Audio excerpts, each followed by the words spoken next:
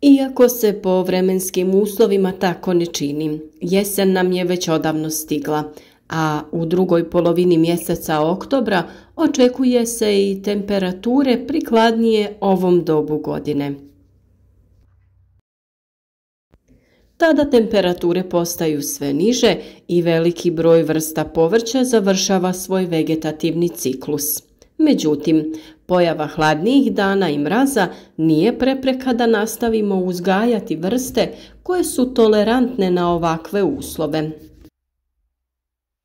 Istovremeno se skraćuje i dan, odnosno period osvijetljenosti biljaka. Nekima će ovakvi uslovi goditi i napredovat će bez problema. Danas ćemo govoriti o biljkama koje podnose hladnoću. Mogu se uzgajati u hladnim periodima godine i reći ćemo kako određene vrste zaštititi kako bi bile što kvalitetnije. Ukoliko vam se sviđa naš rad, podržite nas sa lajkom i podijelite video sa prijateljima kako bi i drugi imali koristi od naših savjeta.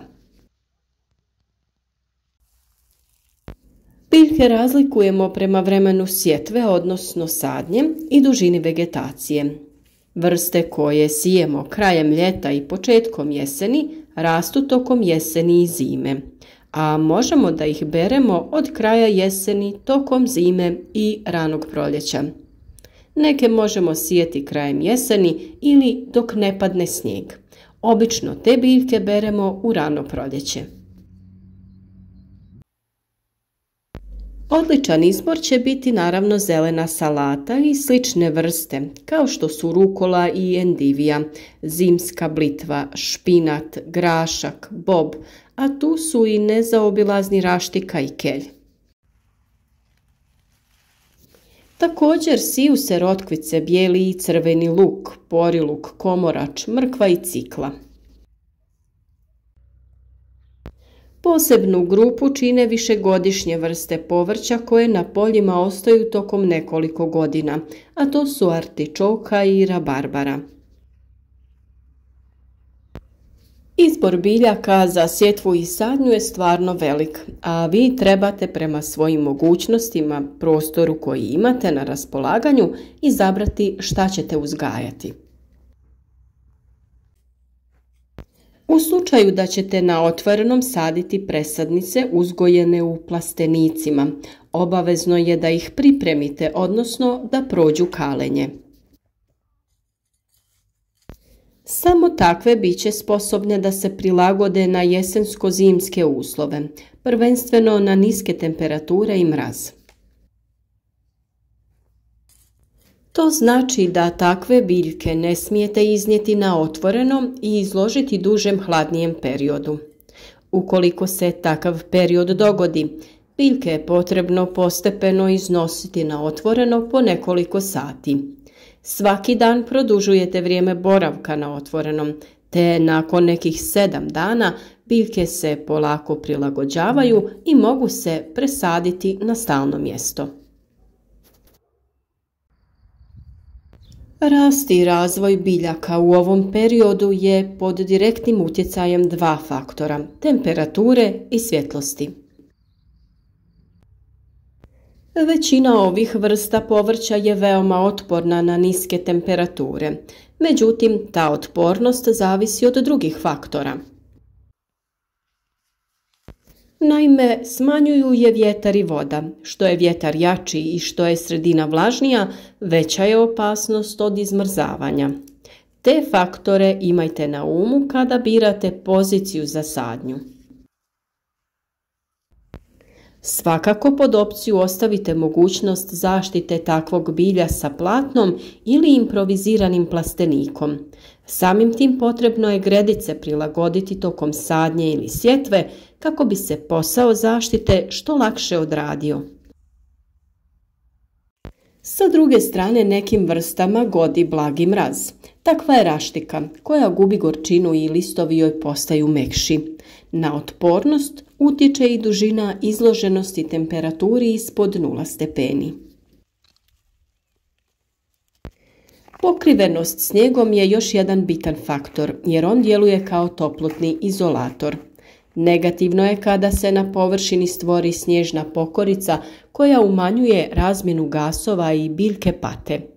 Veće količine snijega i njegovo dugotrajno zadržavanje nisu problem. Veći problem stvaraju manje količine snijega koje se brzo otapaju, te štete biljci stvarajući nagle promjene i oscilacije u temperaturi. Zaštita biljaka tokom zimskog perioda nije komplicirana i vrlo se jednostavno može odraditi.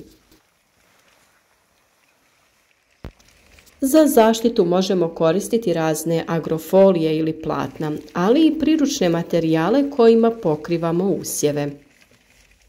Folije je najbolje staviti preko lukova kako ne bi direktno dodirivale listove, jer često dolazi do propadanja na mjestu dodira. Od priručnih alternativnih materijala koristi se malč, kukuruzovina, sjeno, slama.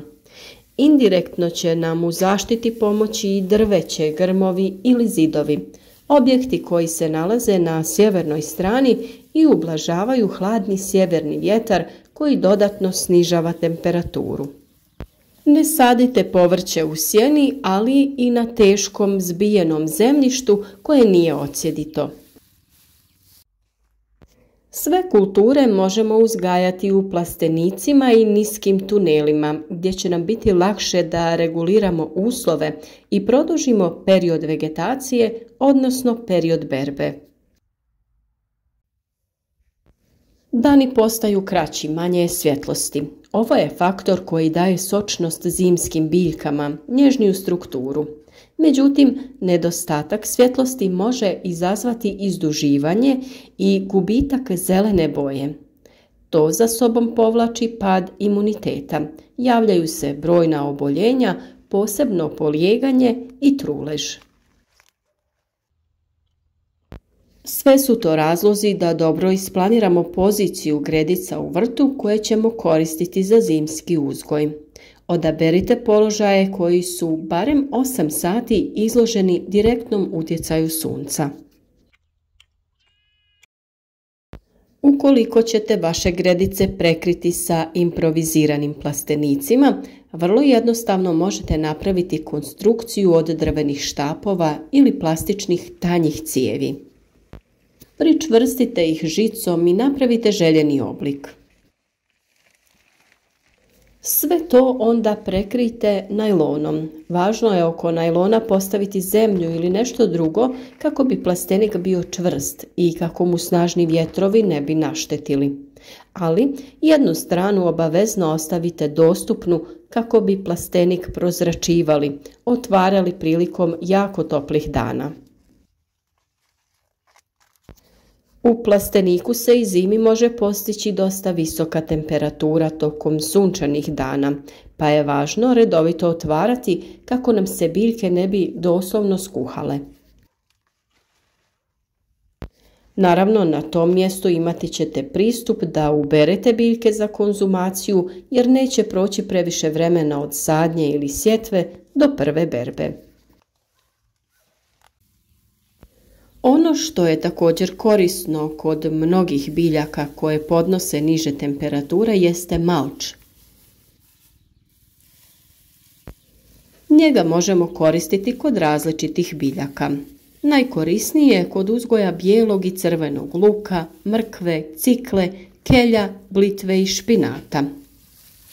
Mi u ovom slučaju koristimo slamu jer nam se najbolje pokazala, a i sa njom je vrlo jednostavno rukovati.